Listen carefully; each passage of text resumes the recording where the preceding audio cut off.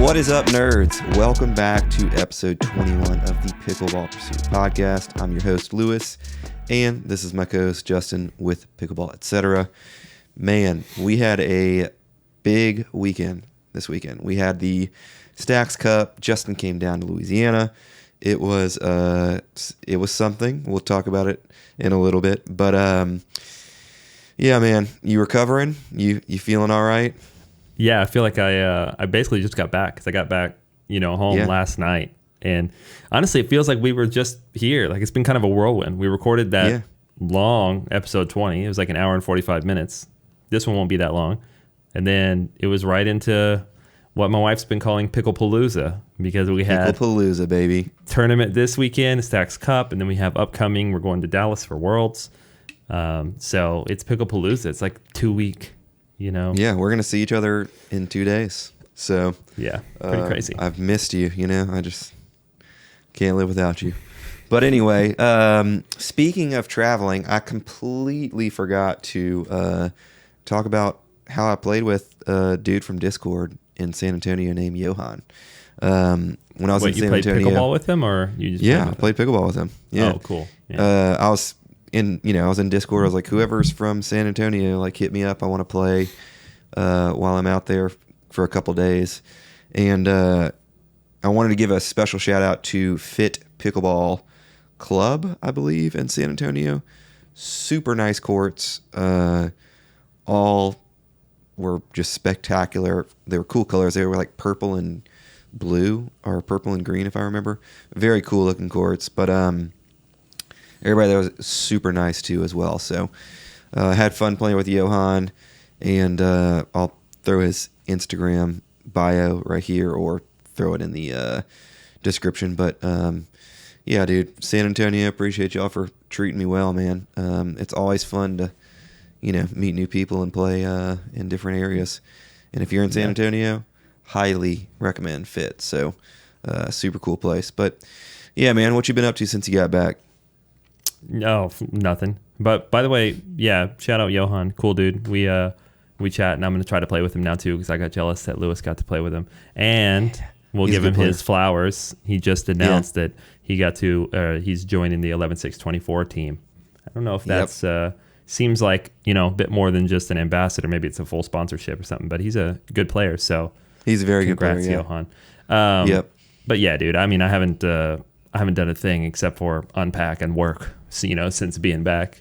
No, nothing fun. I got to just slam work for a few days, and then we get to go to Dallas, and Pickle-Palooza continues. Yeah. So for everybody who does not know or did not watch last episode, Justin and I will be in Dallas from the 7th through the 10th. We'll be at Worlds. We'll also be filming some content with some other reviewers and podcasters. I'm actually going to be filming the podcaster battle on Thursday night, which is going to be fun. That's really cool. So yeah, it should be very interesting. Yeah, it should be fun. Who do you think's going to win? The Olsen twins? I mean, the Olsen brothers or the Olsen twins? The Olsen twins. Oh, that's a good burn. I'm surprised they haven't used it. Man, honestly, we already won because the trash talk has been so good. It's been great. Between Brian's building pickleball. Brian's pretty good. Yeah, he's roasting them for sure. And if I had to go off what I know of their gameplay, my realistic prediction is probably the Olsens. Yeah, but I would agree. I think they seem to on paper have the upper hand. Yeah. Now, I'll probably end up just rooting for Braden and Brian just because. Isaac's easy to root against for some reason. Something about Isaac, nice guy, but easy to root against. But he's trying to take the throne of best short shorts, dude. Yeah, he's trying to take the short shorts title from you. Yeah, and he might be succeeding. Isaac? Yeah, he's honest, actually man. definitely succeeding. Because his shorts are as short as yours and skin tight.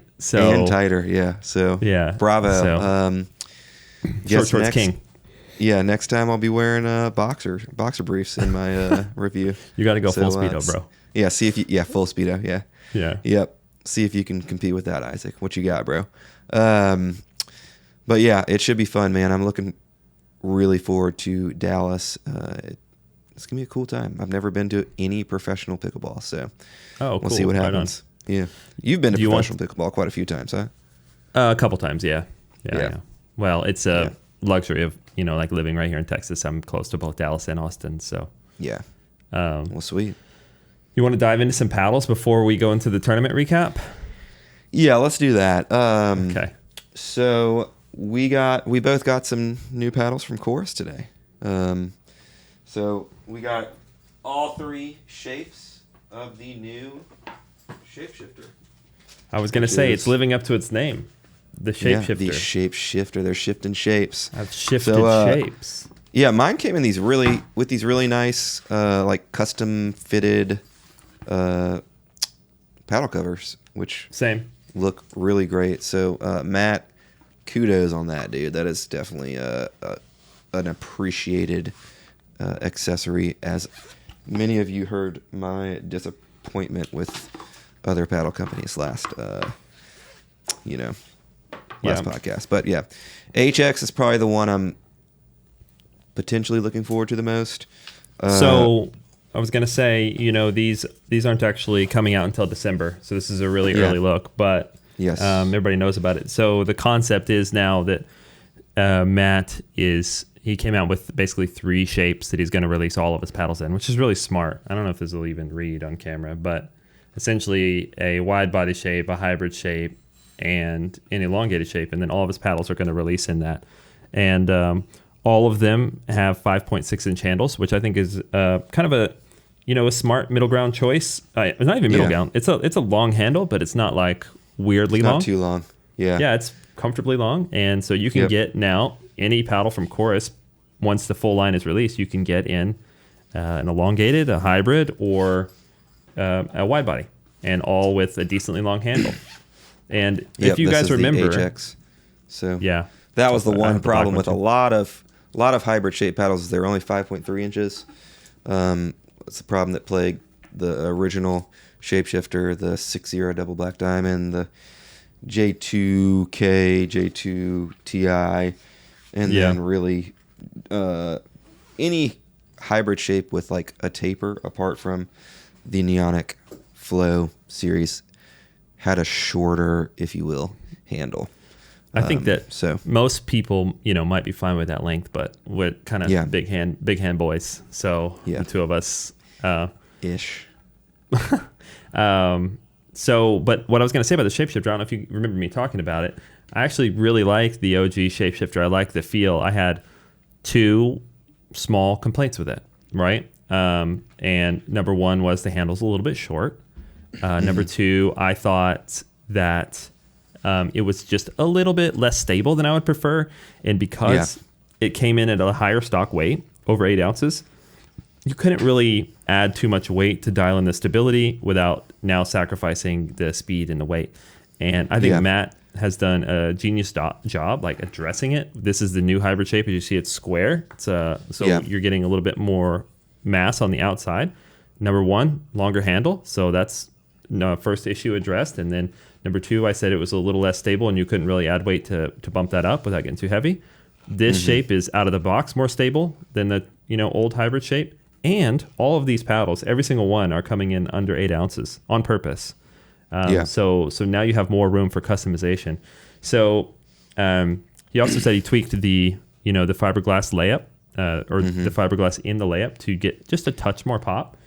Which I'm really excited. Foam density, right? Yeah, denser foam. That just is a little bit extra on the perimeter weighting. I literally just got these, so all I've done is bounce a ball on them. But the feel is kind of traditional shapeshifter. So damn good looking, dude. I forget how good looking these faces are. I specifically like the white edge guard versions. Yeah. Yep. This one cool. I'm probably most interested in, but I said I was the most interested in the HX, but actually probably will be slightly more interested in the SX, just because I'm a wide body fiberglass fanboy. Now you are. So so a smart iteration, Matt, of course, very smart, and I'm like really looking forward to playing these. And then they're just a little over a month out, and of course, Chorus has a lot of other stuff in the works too as well, like the fire paddles. We don't have those in hand yet. However, I have a feeling we might get to hit them in Dallas in a couple days. So looking forward to those two. So that'll be very fun. I'm very interested to see how those play. Yeah. But yeah. So this is kind of something I think we should talk about next podcast or in the future. Is a new trend that we're seeing is light paddles. So paddles coming in with a very light stock weight, or light static weight, excuse me. So that's something I think we should address a little bit more next. I can speak to the engineering on that as well, because I am kind of privy to the conversations behind the scenes with the manufacturers whenever the brands say, hey, we want this lighter static weight. What are they doing to achieve that, good and bad? Sometimes the ways that the factory wants to achieve that isn't the best for performance, and then other times you can find a good way to do it. Next week's NERDTOWN. I guess so. All right. I really want to just touch on these real quick. I know we weren't officially going to talk about them today, but very limited time that I've spent with these speed up paddles, but they feel really nice, really solid. And we've talked about this before, but Speed Up probably has the best handles on the market. So we'll be testing these a little bit more. This one's supposed to be, the Pyro 16 is supposed to be more powerful. And the Cryo is the controlled version of these. So both super long handle, elongated shapes. Yes, yeah, very ultra elongated handles. What are they, 6.25? Something. Or is it 6? Over 6 inches. Flat. Basically. So these are extremely long. Yeah. Yeah, if you're a long handle boy, you definitely going to want to check these out. Great price, $129. So, yeah. Couple other paddles we got in, couple other paddles I'm waiting on, so we'll talk about those next week. Yeah. But should we run through Neonic, or should we go through Stax Cup first? Let's finish off the paddles while we're here and talk about all right. So what is launching today for us. You guys today. Will see this Yeah, this will be a little late. This might be a day after it launches, but launching is the Neonic Flare Prime X. This paddle is a standard shape paddle, 5.5 inch handle, super maneuverable. Great pop, pretty solid power, excellent spin. You can really just continue to give it high praise on just about every aspect of it. Fairly stable for a 14 millimeter paddle out the box, but with some additional weighting, it becomes pretty much elite for a ultra maneuverable 14 millimeter paddle in terms of stability. What are your thoughts on it, man? I know you love this paddle. Yeah, we talked a lot about it last week in the comparison to the Monarch All Court. 125, right? 126. Yeah, 126 after a code. Yeah. Insanely so affordable. Pursuit 10 should be my code for Neonic, but crazy, $100 cheaper than the Paddletech ESQC and ALW paddles. So, And I have been, this has been my main basically since I've had it. So for about 2 weeks, this is what I played the tournament with. This one's kind of haggard looking because it needs a new grip, but don't worry about that. So this is what I played the tournament with. And yeah, I love it. You pretty much hit all the points. It is most comparable playability wise to the ALW or ESQC 14.3, but with not me, the 12.7. No, with a much bigger sweet spot. And it actually does, here's a couple things about this. I mentioned this last week, and I think it's worth mentioning again because I watched a bunch of the reviews that came out today, and no one has said it. Well, a couple people have said that there's internal weighting built into this paddle here. So this paddle comes in light, like you said, your trend. We're talking like 7.7, 7.8 ounces, and still has twist weights close to 7. Like every single one that I've seen tested has been basically 6.7 plus. Very reminiscent high as to 6.85. Paddletech ESQC as well. So which is high praise to say.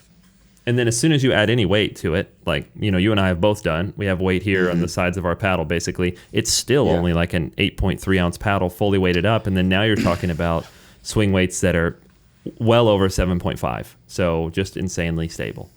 So as you can see, put weight all the way on the perimeter, almost up to the very top of the paddle, kind of just past the curve. This very similar to mine. If I remember correctly, is 113 swing weight. I could be wrong. It might be a 111, but needless to say, very fast still. And I think it was 7.6 or 7.7 twist weight, which is very high. Crazy. Yeah. So it's just like not a lot of weight goes a long way with this paddle. And this is the 0.5 grams per inch tungsten tape. So just keep that in mind. This is not the 1 gram per inch. I might end up cutting like just from here down and replacing that with the 1 gram per inch just on this spot, just to see how that does. Shores up a little bit more stability and forgiveness. But it took a long time for me to warm up to this paddle. And we'll save a little bit of that for later. Let me say this. There was one other thing that I wanted to say, that this is what I haven't seen the reviewers talk about, and this isn't secret, but we know that the core of this paddle is a softer grade of polypropylene than most paddles. So this has a plusher, nicer feel than most 14 millimeter thermo fiberglass paddles, like by a long shot. And then here's another wrinkle that people aren't mentioning. This has 6 millimeter cells in it, which the average cell size is 8 millimeters. Now we're talking about like each individual little circle in the honeycomb. So this is essentially a denser core because of that. Yeah. Other paddles we've seen that on was the OG Shapeshifter and a few others. But we've seen the opposite direction also. PaddleTech does 10 millimeter cells, and we're seeing some more companies dabble in that. That can give a little bit more rebound, a little bit more power, but kind of has a more hollow feel to it. But with the Flare Prime X, they went the opposite direction. This is a softer core, but a denser core, and I think that really helps the feel and the stability and the sweet spot for something that is so light. Of course, as soon as you add weight, very little vibration. Yeah, like, feels great. Almost one of the least vibrating paddles that implements a polypropylene core and no additional foam added in there. Foam, in Gen 3-esque foam, if you will. So great paddle. We'll be talking a little bit more about that later. Are you ready? All right, man. Ready you want to go into that new segment right now, or do you want to talk about the tournament?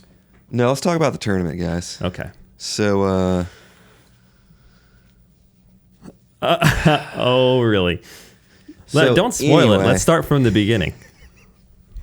Beginning. Yeah, we'll start from the beginning. So first game. This is a MLP team tournament for you guys who don't know. So Lewis and I are on the same team with 2 ladies on our team. So the first game is mixed, obviously. Our ladies win. That's women's. Which was, you said mixed. Yeah. Sorry, excuse me. First game was the ladies' game. Our ladies win, as we were expecting. We're loving the carry so far. Then we go into the men's game. Now, to preface this, I want to just say, this is probably the strongest men's team that we were going to play that day. With the exception, it's not even an exception. It's just like a little bit of a hard to believe. Caveat. But one of their players was 13 years old. He's good. And very good player. And the other player just won an open tournament. So we had our hands full. Justin, I'll let you talk a little bit about it, man. So, like you said, the adult on the team that just won an open tournament, I mean, we'll say he's 4.5 plus safely. I would say from watching him play and playing against him, the great player. On the team. Well, I'm not trying to diss anybody, but Yeah. So we're playing MLP style, so it's 4 games in a match: the women's doubles, men's doubles, mixed doubles with Lewis and his partner, and then mixed doubles with myself and my partner. Just in case you don't know that, and then you get the total of those, and then whoever wins the most games, that team wins. So this first team, the ladies take care of business, which was awesome, by the way. Just like I was a little nervous, as you always are going into a tournament. Actually, not much, but just a little bit. And then they go out there first and just win, and I'm like, whew. It feels like a little bit of weight off our shoulders because we're like, now we don't have to win. Yeah, but still wanted to.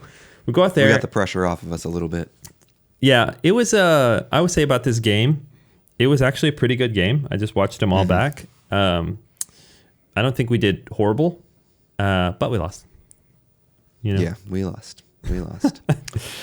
So yeah, I let a couple out balls. I let a couple of balls that I thought were out balls go, and they were in. They were definitely in. It was that 13-year-old power. You thought it was this high, so it's going to go, and nope, just.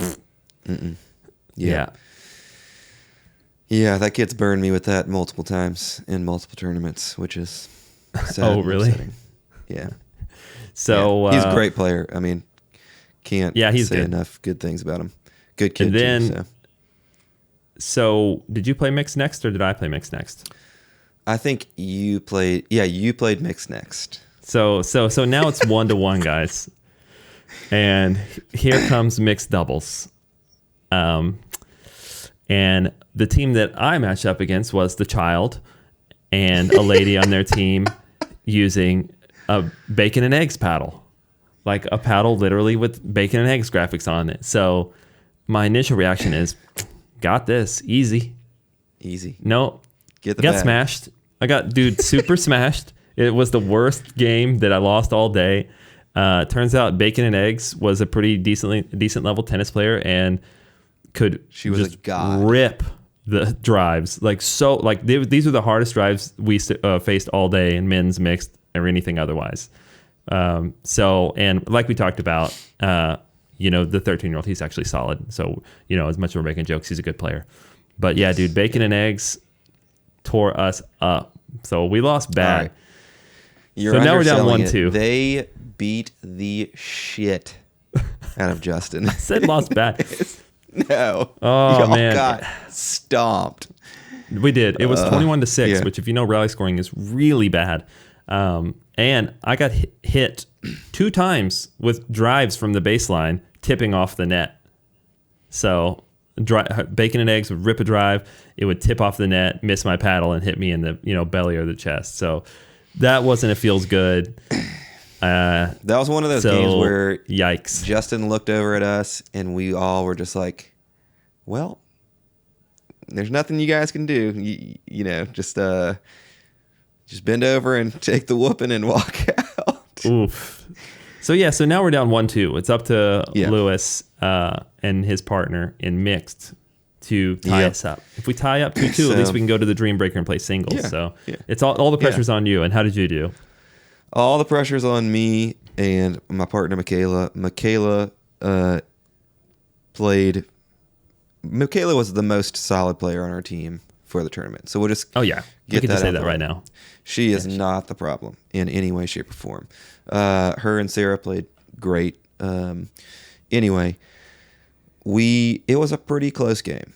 However, the skill discrepancy between the male and the female was pretty vast. However, not saying that the female player was bad by any means. We were absolutely trying to target her to the best of our ability. However, the male that was on the other team was so damn good with his court positioning and really was just, his rolls are phenomenal. So he was, poaching a lot, hitting really good rolls that kind of set up less than ideal balls that we could not attack, and he would just take over the court, and he won the game. It was one of the most impressive. Yeah, one of the most impressive. One of the most impressive performances of that tournament that I saw. He just really showed how much smarter of a player he was than me, and how much better of a player he was than everybody on that court. Not to downgrade Michaela's ability. She's a phenomenal player, but he's just such a good player, such a smart player. We did say he just won an open tournament, so yeah. So a good player. No shame in that. We definitely could have won. We could have targeted better. We could have placed our drops better. We could have put more pressure on him when we knew he was going to be poaching everything. But I felt like I played fine that game. We just got outclassed, and that happens, man. So we ended up losing that one.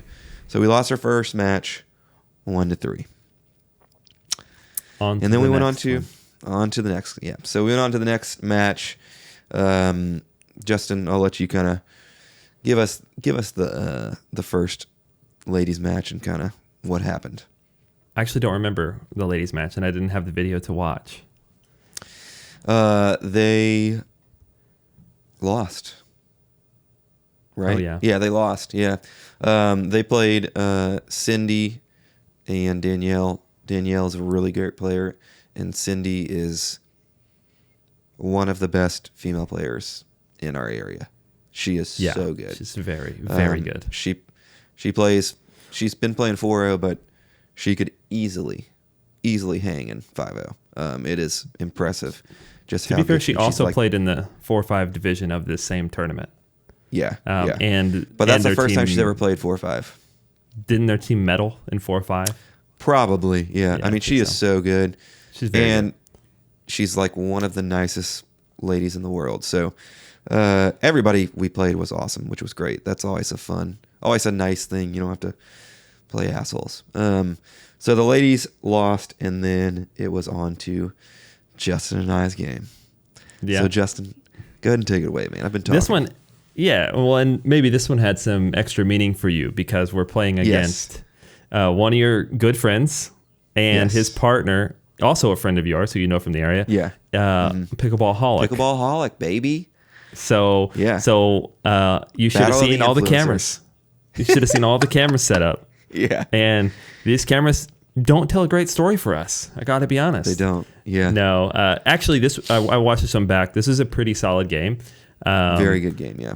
And it was well, I'll go ahead and tell you the result. We lost, but it was close. I think we lost like 22-20, or it was 21-19 or 22-20. 20. Something like that. Very close, right? It came down to the end, but didn't we lose off of 2 or 3 straight bad returns? Yes. That led to points? Yeah. Yes. Yeah. And that was so you and I straight up missed 2 returns. I missed one and then you missed one back to back. Yeah. So I was going to say that the story of this game 100% was poor returns. We missed a couple, and then I hit a few really bad ones, which we had to pay for because Pickleball Holic has a nasty drive. And then I was hitting these bad returns.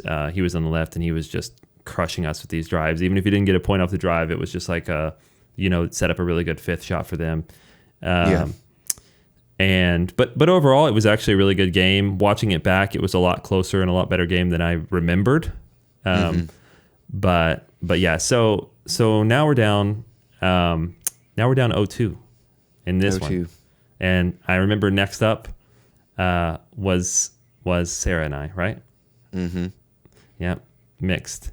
And no, because I remember the pressure. You went up next, didn't you? No, I think I was last, if I remember correctly on that one. Well, Sarah and I go in to play mixed, and we are playing against the really good lady that you talked about, and Richie. And dude, she picked me apart. It was rough. She was so good, by the way, that she was playing on the left in mixed well, really well. And her thirds were insanely good. Like, she was just had these sharp angled topspin thirds. And yeah, she honestly, in the same way that you talked about Andy in the first game, just being a really good, really smart player, kind of controlling the game, Cindy did the same thing here. And it was like, it was on me. I watched this one back. I played poorly. Theme of the day, I actually played really bad in mixed altogether. I couldn't get a rhythm in mixed at all. Like I played much better in men's than I did in mixed. But this particular game, I got picked apart. And I don't even remember the score, but it wasn't great. So then they were up 3-0. So you're sure that you went? So we had already lost the match. Maybe I did. Yeah, you're right. I did. Yeah. I did play before you, and we. Yeah, you did. We won. You won. Yeah. Yeah, we won.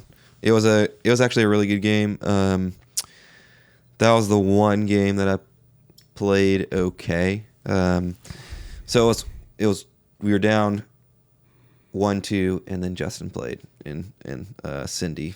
It was the Cindy show. Yeah, the Cindy show. So over. that's how I remember it, because I remember the pressure was on. It's like, if we can win this, then we go 2-2. Yeah, and get to the Dream Breaker, but we couldn't. I let our team down again. So now that's 2 matches in the books, right? We lost 2 matches, 1-3. And going into this tournament, there are 10 teams in our division. 6 teams make it to day 2.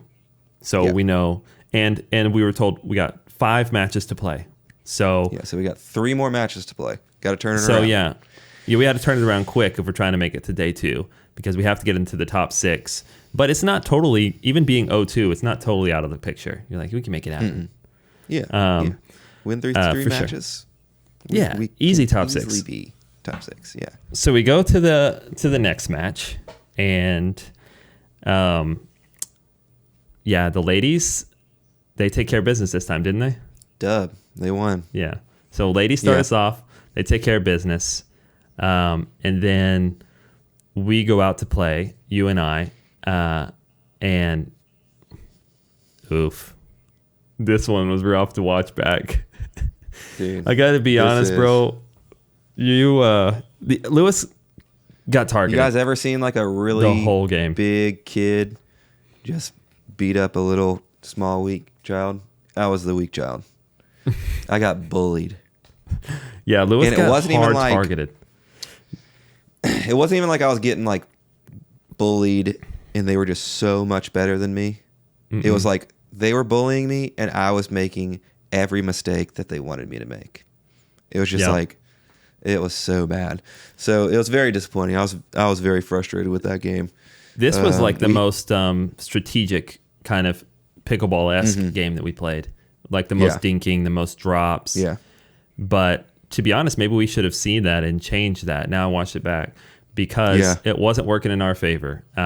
We would get into dink battles, which I guess they wanted, and they would just dink every single ball to you, and it wasn't your best dinking day or your best dinking game. No, it was one of my worst. It was horrible. I was very frustrated.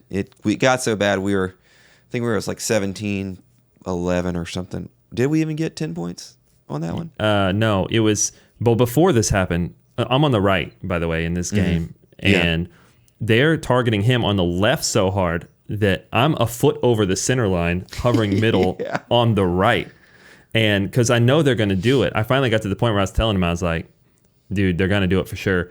There was a couple cool moments in this game, at least. Number one, I said, early on, I was like, dude, just the Ernie's there. Just like kill an Ernie, because they're hitting everything to you. I'm going to hit cross court sharp and they're going to go up the line. And then literally 2 points later, I hit a sharp cross court. They hit one right at the line, as we knew they were, and Lewis killed an Ernie. It was a pretty sick Ernie. So that was a highlight. Cool for you to get an Ernie, and then it felt cool for me to just kind of call what they were going to do. I felt like it was a great call. Yeah. And then the other cool points were, I guess, like I said, because I was like hovering middle so hard, there was 2 different times where I reached in as the right side player and took a backhand like cross court dink and just flicked it straight at him, which we were able to win those points. Like I said, looking back now, maybe we should have made the game a little bit faster and more chaotic, rather than allowing them to just settle into the dinks. But so we go down 18-8, which is rough. And we were like, what can we do? We call a timeout, and we switch sides, because I'm like, maybe they're not targeting you particularly. Maybe they just want to play this pattern to the left side. Yeah. No, but they were targeting you. Because we switched. They hit one to me and then immediately went back to hitting everything to you, even though you're on the right. Yeah, I put my skirt on and I got on that right side and I said, Justin, you take me. You carry me, Daddy. And well, it was already 18-8. Okay, guys. Yeah. So well, do better, man. And then literally we didn't really have a chance to like settle in. We missed a couple returns. What do you know? And then the game was over. So yeah. To be fair, the other team played great. and they Oh, yeah, capitalized on. Very smart. They created every mistake. It wasn't like, they just hit a couple shots and I jacked up. Like, no, they hit all good shots that, created extra steps that led to inconsistent dinks that went into the net or popped up. So, I mean, all great play from the other team. And one of those dudes was like 15 as well. So that was the 12-year-old or 13-year-old's brother. Oh, was it? I didn't know that. Yeah. Yep. Dang, we just got owned by that family this week. Well, I mean, it is what it is, dude. Those kids don't play, bro. Yeah, they're good. So let me tell you this. I don't know if this will make you feel better or worse, but I was rewatching the gameplay today, and early on in the game, they're on the side of the court nearest the camera. Mm-hmm. So literally very early in the game, this is in like the first 4 points, you missed 2 dinks into the net, just back to back. And I see them walking back, putting their paddle up to hide their talk, literally developing the strategy on the fly to dink everything to you. And then from that point on in the game, this was at like 3-1. Yeah. They dink everything to you. So I like literally saw it happen in real time, but I saw it happen on the video. I didn't see it happen in real time, unfortunately. Maybe we could have, changed up the pattern a little bit better. But yeah, man, that was a tough one. I felt iced out kind of in a way in that game. Yeah. Yeah, I mean, it sucks. Smart on them to recognize that I was in a slump, Yeah, it was. Yeah. It was just one of those games. Sorry, guys. The camera died. Had to change batteries, so we're back. Yep. Well, let's pick up where we left off. So in this match now this is our third match. It's 1-1. So ladies won. We lost, of course, Shocker. And now, just so if anybody's counting, Justin and I are 0-3 together. don't. Shh.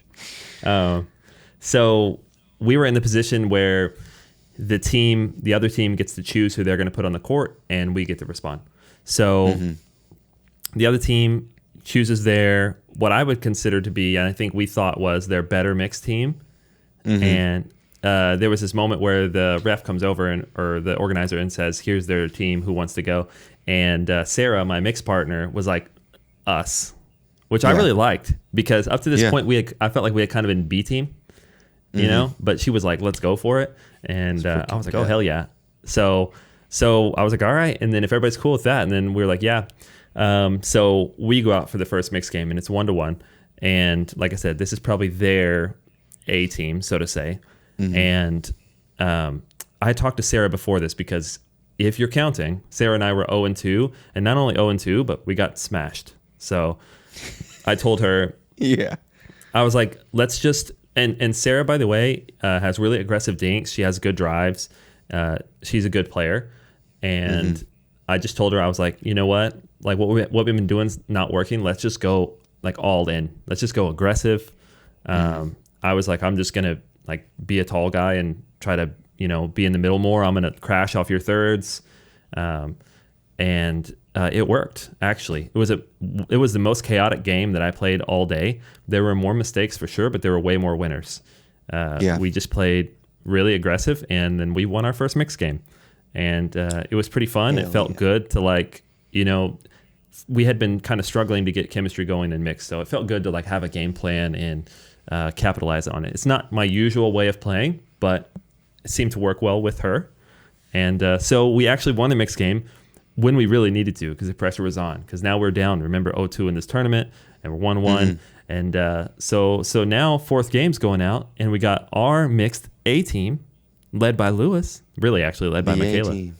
Yeah. And exactly. Probably against their, B team. So in my head, I'm like, oh, we got this 100%.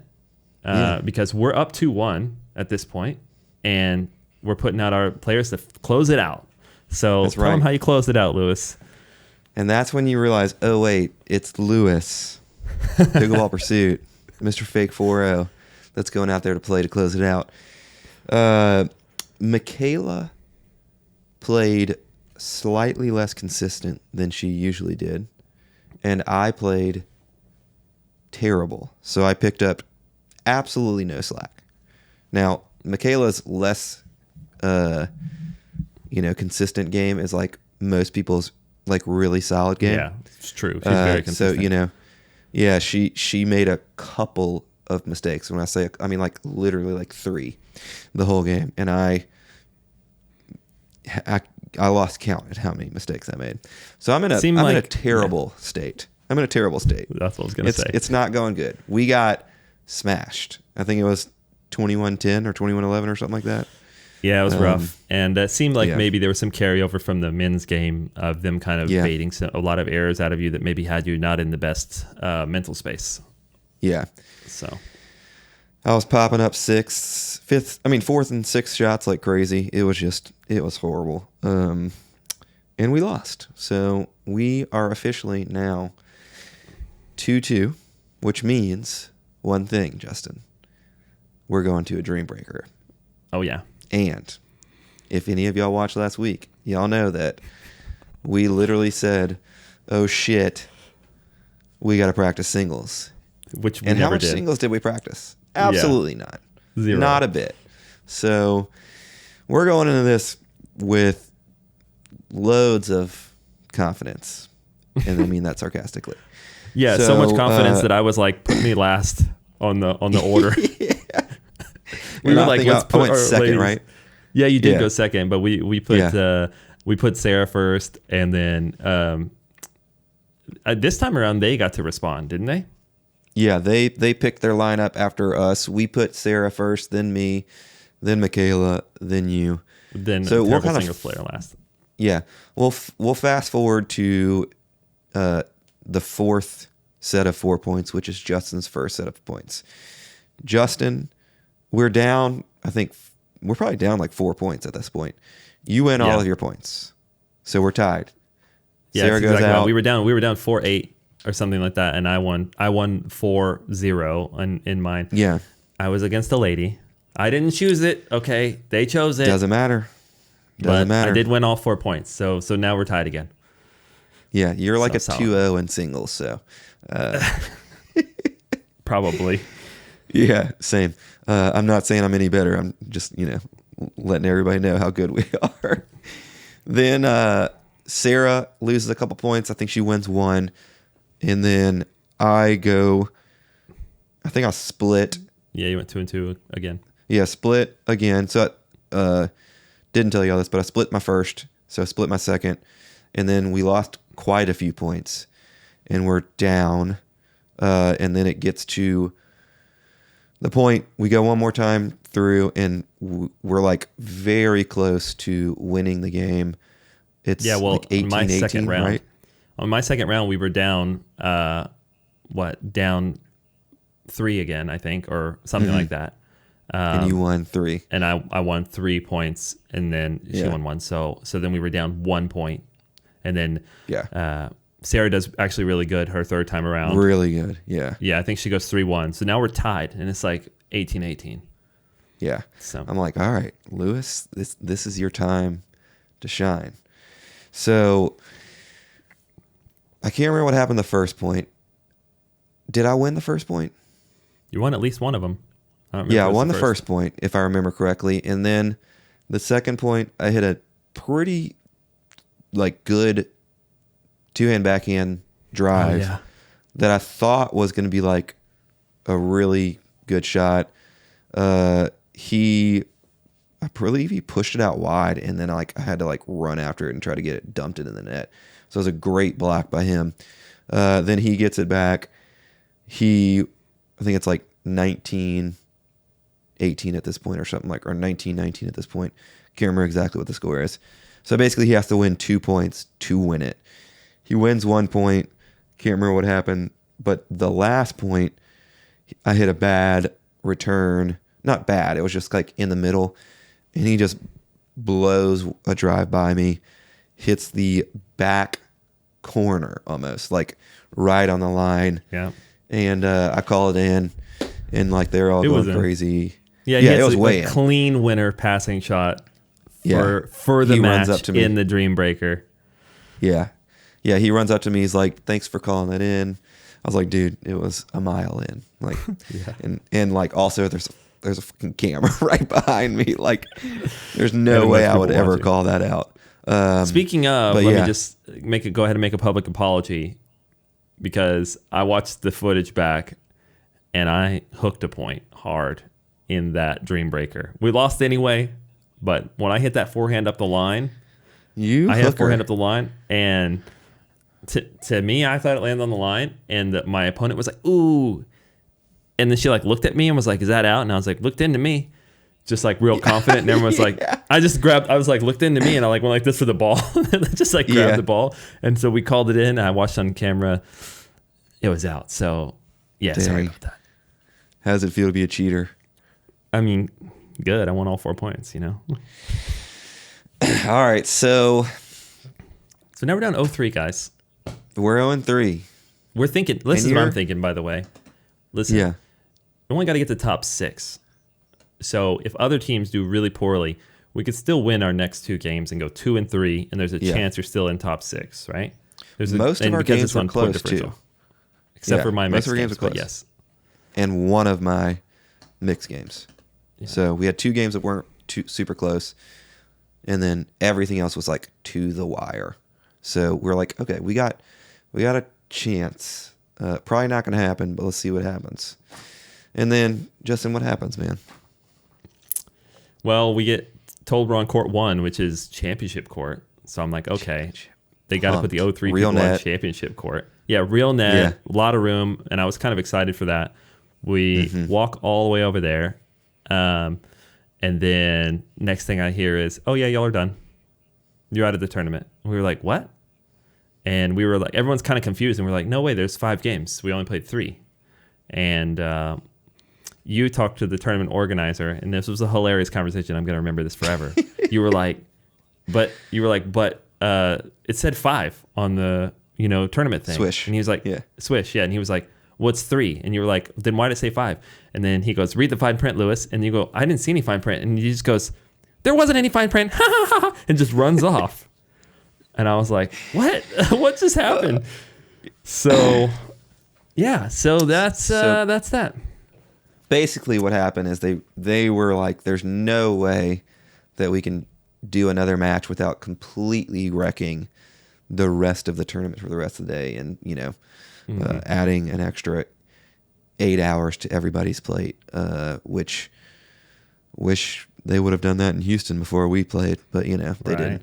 But whatever. So you're probably wondering, like, Lewis, why do you have a bronze medal?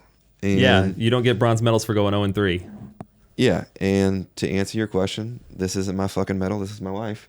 She won bronze, and we didn't win shit. So I'm gonna go home. I'm gonna cry a little bit after this. So in news, so technically we got 9th out of 10 teams. Yeah. Fuck. God, dude. Oh God. It's a little depressing. Let's stop. No, it's actually not that depressing. And, I was kind of joking with you, and we've talked about this, and we'll talk about it a little bit more, but it was just kind of funny and a little bit on brand for us to go 0-3.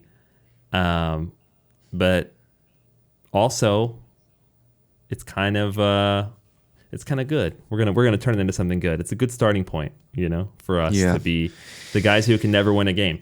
So if we are able to make some changes and win a game, then something legit. We put that work in.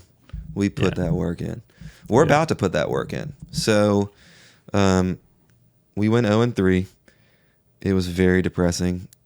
I was devastated. None of our viewers are surprised, by the way. Not a single one. Yeah, not a single person. Yeah. We lost in singles. Who would have thought? Yeah, it was depressing. So, logically, the first thing I did was text 4 different people to line up drill sessions, text a coach to line up a lesson, and text a friend to book a tournament in 2 weeks. So we had a little bit different responses. We'll be back. You and I. Justin. I was salty go ahead. about our tournament getting cut short. And this probably had a lot to do with my context, right? I had just driven to Louisiana. It was insane storm, so it took me 10 hours to get there. Like it was, took days off work, long drive, all this to play this tournament because I was thinking, well, we'll get to play a lot of games, no matter what. It's good content. And then whenever 40% of our games get just cut, I was pretty salty about that. I actually wasn't even that salty or upset about being 0-3. I was just upset about, this happened to us in Houston. Our games got cut short and we had to stay way too long. And then now it's happened to me again. So my reaction was like, I might never want to play a tournament again, ever. Like, is this even worth it? Is this so much effort, money, travel, time, just to people be like, no, we don't care, and to be fair, that the Stacks Cup was actually really well organized, and everything was going super smoothly and seamless, and it was awesome. The facility was great, just getting our games cut. So yeah, I was like telling Lewis, I was like, the next time I talked to him, I'm like, man, I don't know if I ever want to play another tournament again. And he was like, oh, really? Because I already booked 5 drill sessions and another tournament. And I was like, oh. So I got over it, guys. I got over it. I was just pretty salty at the time. Yeah, I was pissed. I was just like, this cannot keep happening. And boy, do I have to say, believe me, that I will be working my ass off in the future to get better, and will 100% be documenting it. So the goal is, can I medal in 4.0 before the end of the year? So there's 60 days-ish left in 2024. And that was my goal, is to medal in a 4.0 tournament. So mark my words, I'm going to do everything I possibly can with the time that I have allotted to me to achieve this goal. And I will be making videos about it. I'll be working my ass off. I'm sick and tired of losing. And so I think that's a perfect segue into a new segment. Okay. Mm-hmm. We're going to start doing a new segment every episode from here on out. The segment's called Net Gains. And Net Gains, baby.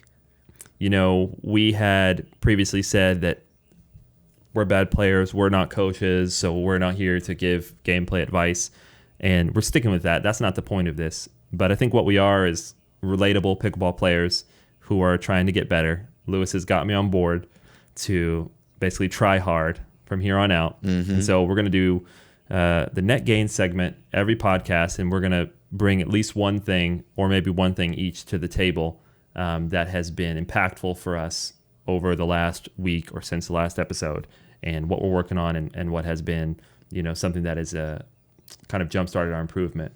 That may be a specific shot that we're mastering or learning how to use. That may be a tactical mindset thing, or it might be something to do with the mental game, because really it's kind of the whole package, and you can perform better from numerous different items.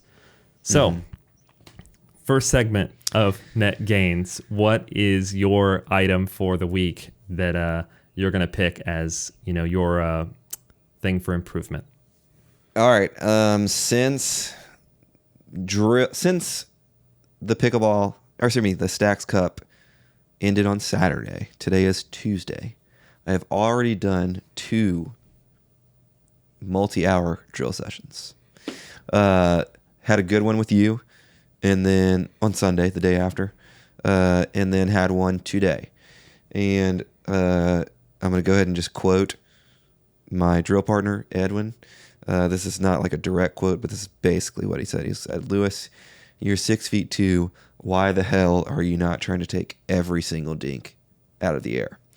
And that kind of stuck with me, because the moment I changed my thought process from get the dink back to try to be ready to take every single dink out of the air. That doesn't mean you're going to take every dink out of the air, obviously, but being ready to take any dink out of the air, whether it's to dink it back or to attack, completely flipped a switch on me dinking more consistently and being ahead in more points in terms of, especially at dink battles. So that is something that I am going to hammer home over these next couple weeks, and hopefully with a couple other things, will help push me to really break through this barrier that I'm currently at. What about you, man?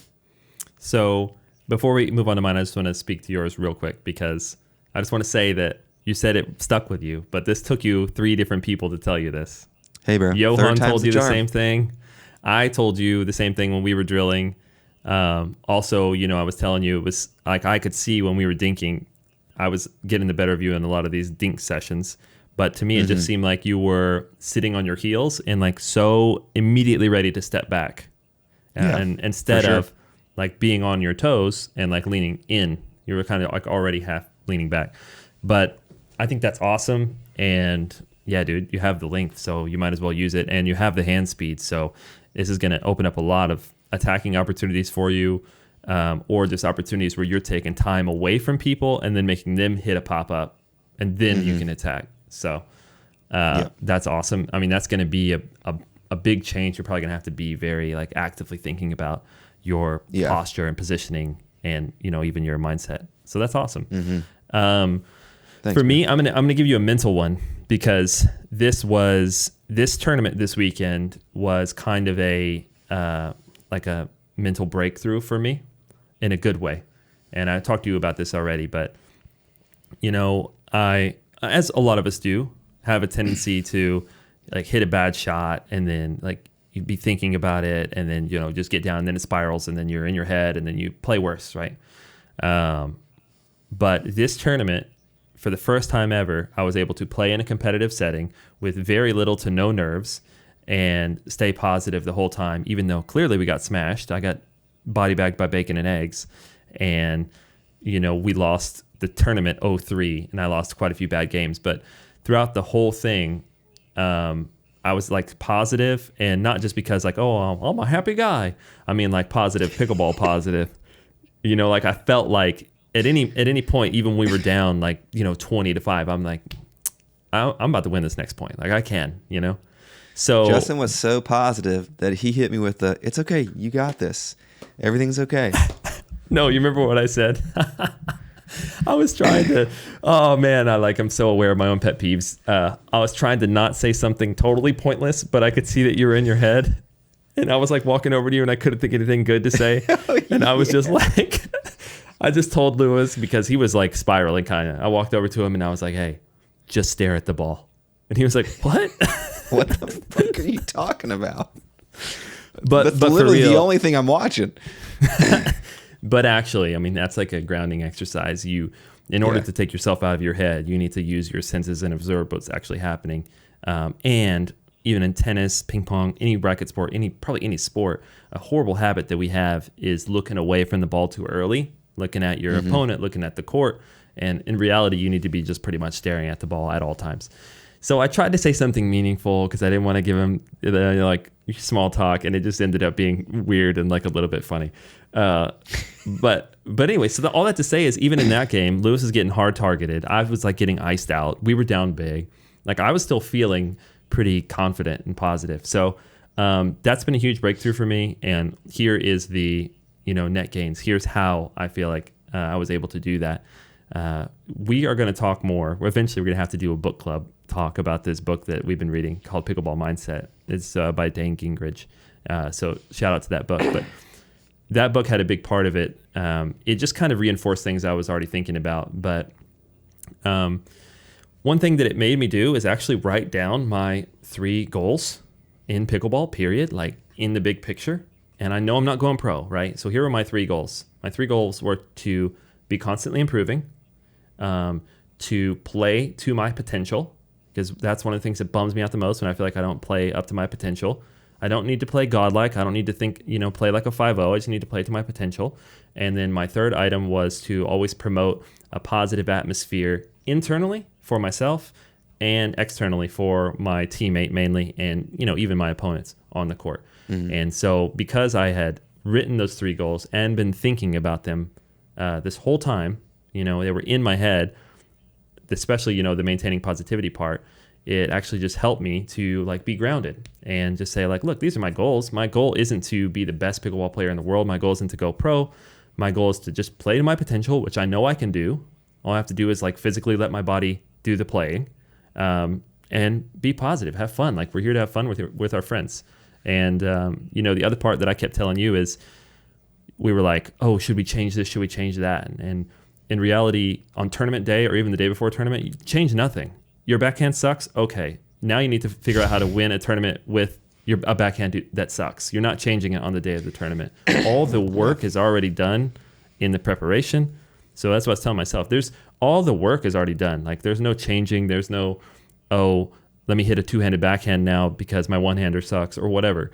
That's the worst thing you can do because now you're just in your head. So all the work is already done. Now it's just time to just play and play your way, and that'll be your potential. Like I said, you'll play up to your potential, and maybe that potential can rise for the next tournament, but it's not rising in the next hour for the next match, if that makes sense. Yeah.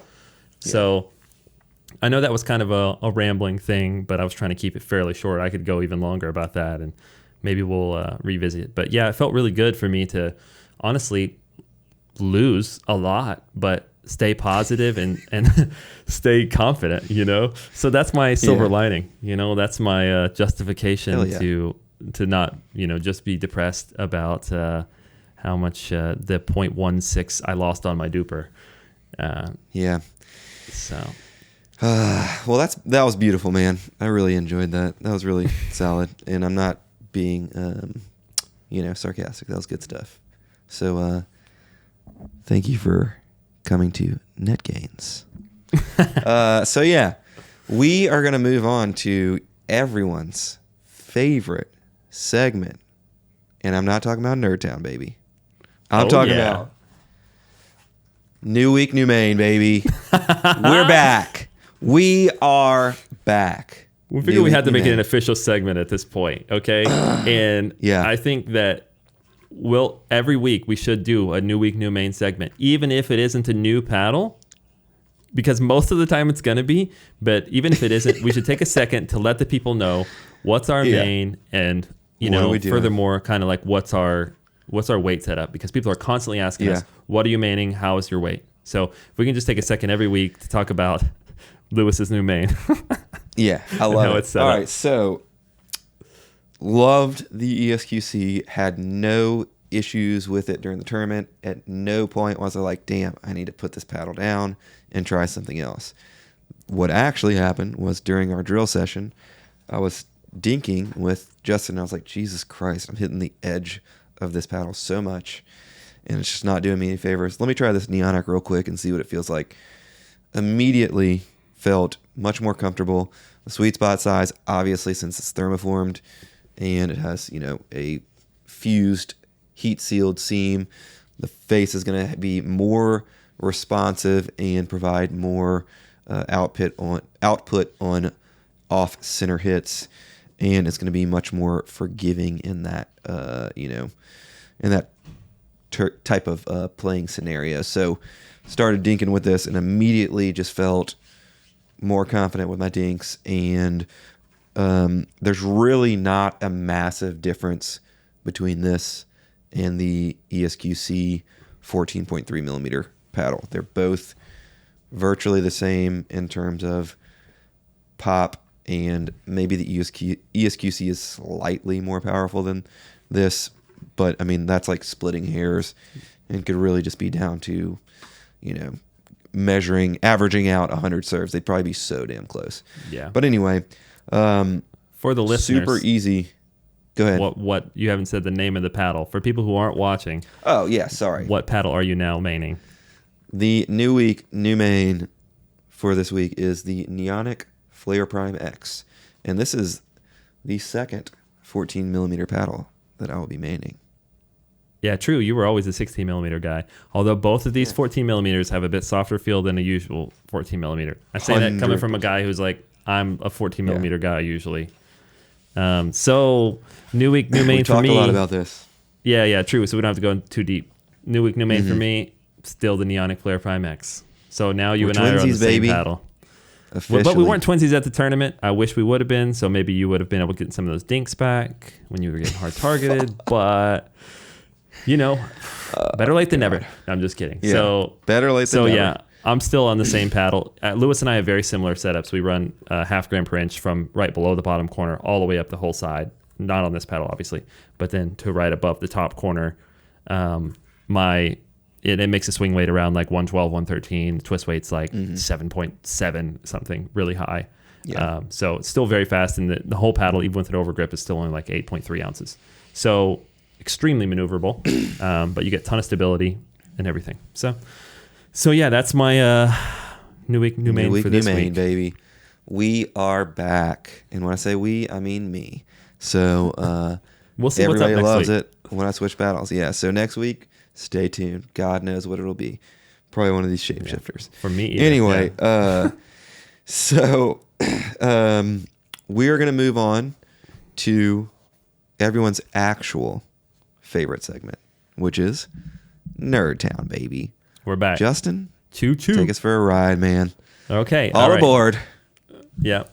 The people have been asking about this one, and they want to know about Peel-Ply texture. Essentially, what is the texture on these raw carbon and or Kevlar and or titanium paddles? You know, the top layer, the textured layer, the part that's actually giving you the texture for the spin is epoxy resin, and people call it Peel-Ply.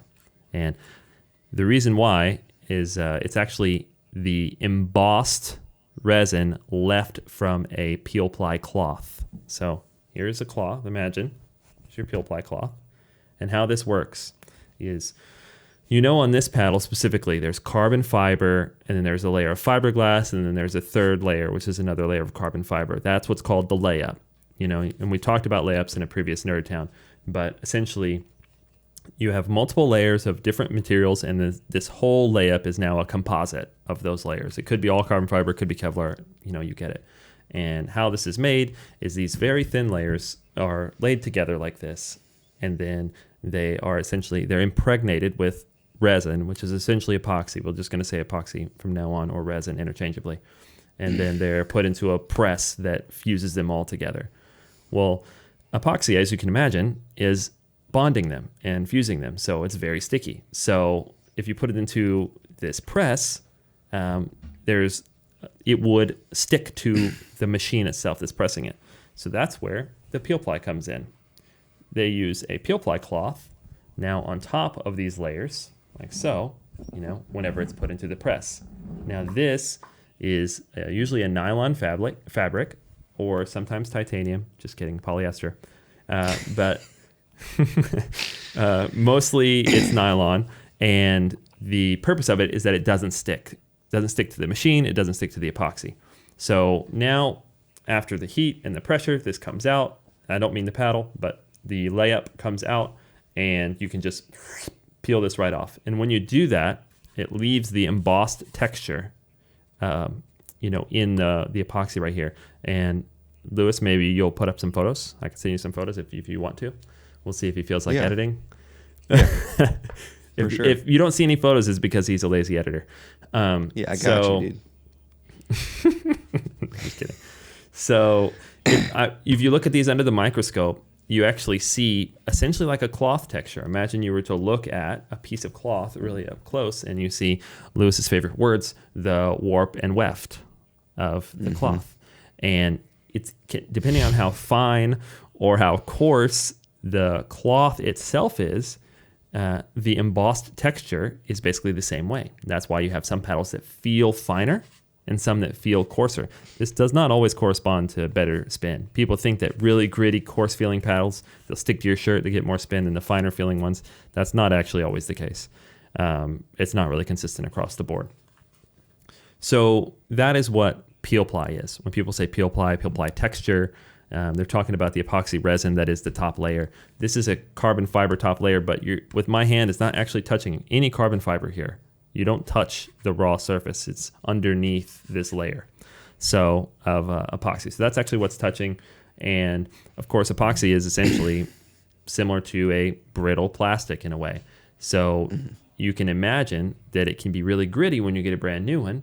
And it has these sharp points like this. And as you hit the hard plastic ball over and over again, those start kind of flaking off or rounding off. And then now your paddle is smoother and smoother, and that's why you lose texture, you lose spin with this type of technology.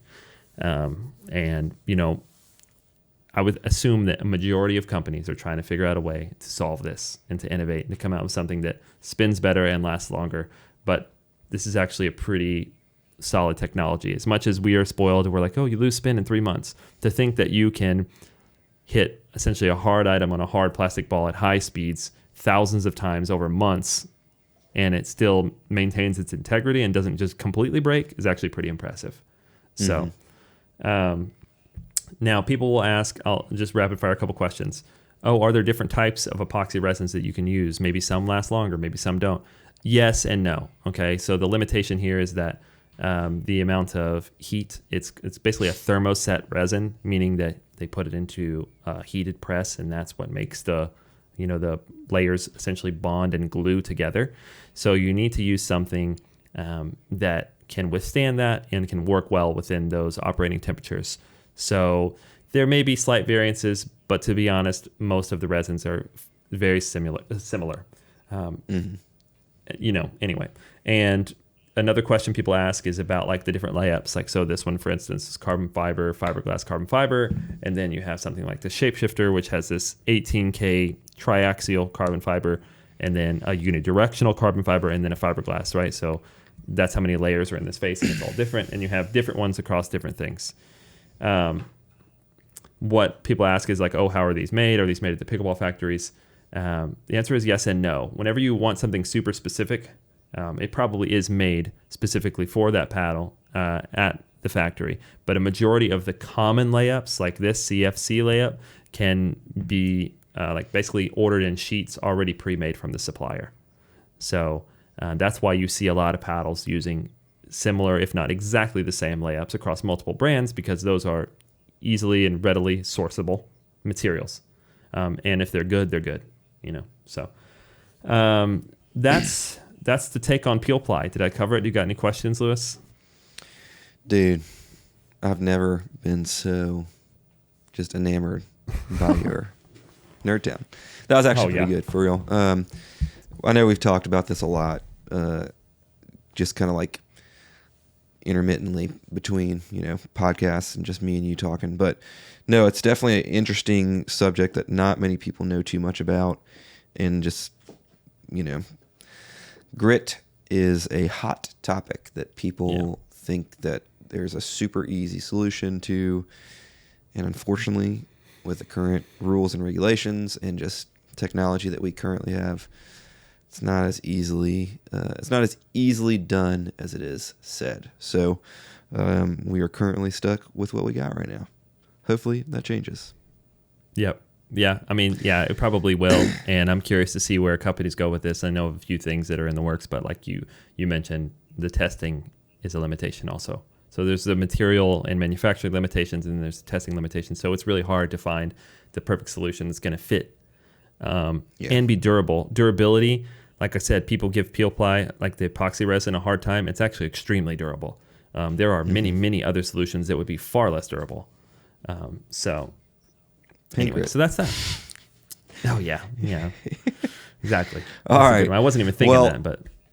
Yeah. I mean, that's the truth, though. We got some giveaway winners to announce, baby. Finally, what do you want to do first? You want to do actual favorite segment? I know. Third time's we're the giving charm. away some stuff, baby. We got some paddles, 3 paddles, 3 care packages from Bodie. So, what should we start with first? Should we start with the Havik Pro X? So, show me that beauty. We are giving away 3 Mavericks Havik 15 Pro X paddles. And obviously the winners of these heard the last pod, so they know all about it. But yeah, they slap. Awesome paddle. Hot, powerful paddle. You'll probably end up hearing a little bit more about it because I say we, myself, and some other people and the enthusiast nerd community as a whole are pressuring Mavericks to release it. So we'll see. Yeah. We'll see if we're successful. Before we announce these, if you are a winner, all that you need to do is when you hear your comment read, just go ahead and email pickleballpursuit@gmail.com, and then I will have you I'll give you a word to confirm that you're the actual owner of your comment, and then boom, congratulations, you're confirmed. You get your giveaway item. So, first winner for the Havik 15 Pro X is a very common commenter, one we get plenty of good stuff from. So 65 at best PB. Congratulations, you are our first winner. His comment was, prediction, Lewis and Justin invented a new way to play in pickleball tournament. Flash and bash. Lewis blinds his opponents with flash of thigh. Justin bashes the winner past two blind opponents. This has to be a called play. Justin will be just as blind if he glances in the direction of the flash. That's just like a flashbang. Yeah. Great comment. 65 at best PB. We appreciate your consistent comments. We really do. Yeah, it's true. You've heard of the shake and bake? Yeah, shake and bake. Flash and bash. About to learn baby. about the flash and bash. Yeah, at first I was a little nervous when I read this comment first. I was like, okay, where's this going? So, and you didn't really say, but for anyone who didn't watch last episode, the comments here was to comment some predictions for our tournament. So the first prediction was that we would get a new play called Flash and Bash. And yeah, you know what? We didn't even touch on this, but maybe he's more right than we thought. We might have to touch on who is a right side player after all in a future episode. Okay, all right. What's your next winner for Mavericks? All right, my next winner is for Christiane Price. She commented, my prediction, Justin in Daisy Duke's sexy short shorts and Lewis in his leotard for the win. Paddle choice and play become immediately irrelevant. Nobody can compete against that kind of distraction, and you'll steamroll to gold medal stand. This one had me cracking up. The sexy short shorts. I cannot imagine what you would look like in Daisy Dukes, in bro. Actual like denim Daisy Dukes. Yeah. So Christiane, please email pickleballpursuit@gmail.com to figure out how you can win your Mavericks Havik 15 Pro X. All right, what you got, man? Third winner for the Mavericks paddle is Vupak 3000. Prediction, Justin wears another killer 5-panel hat to the Stacks Cup. True. Although he is plagued with net cords and goes full Colin Johns, rage tilt, and slams the hat into the net. The reason I had to pick this dude is because this is like actually very accurate. I did wear a 5-panel hat, of course, but so many net cords. I was so pissed. And Lewis had talked about, as much as I talk about being positive, I was pissed in the moment because Lewis had talked about micing us up. And if I had been mic'd up, there would have been a lot of cuss words because we played on these freaking Swift nets. And maybe I'm spoiled because I only play on permanent nets, but these floppy ass Swift nets were the worst. And I had a lot of net hits like right at me, and they would just hit the tape and just like you expect it to hit the tape and pop up, but no, the ball hit the tape and it would just go just flop over on the floppy net. So bacon and eggs got me with a couple, and I got with quite a few. So the net cords were killing me, so I had to pick this comment from Vupak 3000 because it was actually true. That was like the one thing that tilted me the whole tournament was the freaking floppy net cords, man. Well, I mean, it happens, dude. Congratulations. Please send me an email. That way we can get you to confirm your comment. All right. On to giveaway number 2. The Bodie Care Package, which is a set of Bodie grips, a towel, and a set of sleeves. So, which is awesome. All those items are really good. Yeah. Very good. So I'll let you announce your 2 winners. And then mine. The question here, or how they're supposed to win, is Lewis told them to comment why I'm too trash to play with the power paddle. So one of my favorite questions I've ever asked. There were some of these comments are really funny. Yeah. But of course I picked nice ones because they're about me. So the first winner is W.A. Ferris. he said, and maybe he's right. I don't know. We'll have to see. An intelligent man knows his limits. Therefore, no power paddles for Justin. And I think he's right. I know that I would just change the game. Pop for every everyone else ball on the up court. and yeah, lose. honestly, I know that I would, I would do it. So congrats, You would W.A. dump Ferris. every backhand flick into the net 3 miles per hour faster. True. Hey, that wasn't a problem this tournament, though. I didn't get hit any backhand flicks because I was Yes, stuck it on the was. right, getting iced out. Did I hit backhand you flicks hit into the net? You hit a couple in the net for sure. All right. Well, all right. Second winner is Pickleball Pandemonium. And it says, Justin's inability to play with power paddles comes down to this. They say with great power comes great responsibility. And Justin's responsibility cup is overflowing. He doesn't want to sacrifice any of his current priorities for the allure of godlike pickleball power. It's actually an admirable choice he made. So I think it's true. Yeah. To be fair, your drives have been very good lately, and I do not want to see you with a power paddle in your hand. That's actually true. I don't know if where I you're learned how to playing, drive, yeah. but Yeah. drives are pretty sick this weekend. Sometimes you just get struck by lightning and get superpowers. All right. My winner for the Bodie Care package is Timothy and Go 933. He said, Justin with a power paddle is Lewis's wife's biggest competition. Lewis wouldn't be able to keep his hands off Justin if they were both were equipped with power paddles. This man knows my humor. So Timothy, excellent comment. That one had me cracking up when I read it. So don't forget, if you are the giveaway winners, to email pickleballpursuit@gmail.com. Get you guys confirmed up. And thank y'all for the hilarious comments. We actually had so many other good ones. It was really hard to pick. One of my favorite non-winners was the guy who was like, you guys had me at, oh shit, we had to practice singles. Y'all are going to bomb out of the tournament or something like that. Yeah, that was a hilarious. prediction. And it was a pretty good prediction. Yes, it was perfect. Lots of really accurate predictions. Unsurprising. As if you guys know us so well. But yeah, man, that's it. That's all we got. We actually went longer than I expected. So 1 hour and 25 minutes. So another long episode. Hope you guys enjoyed this. We'll be back. Got some new segments. Net gains. So hope you guys enjoyed this episode of the Pickleball Pursuit podcast. Sorry about the raspy voice, but probably sounds pretty decent. Better than my normal voice. But anyway, I'm your host, Lewis, with Pickleball Pursuit, with my co-host here, Justin from Pickleball, etc. Thank you guys for watching.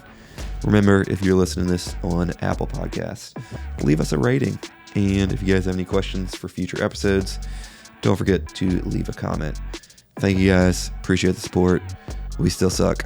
Peace.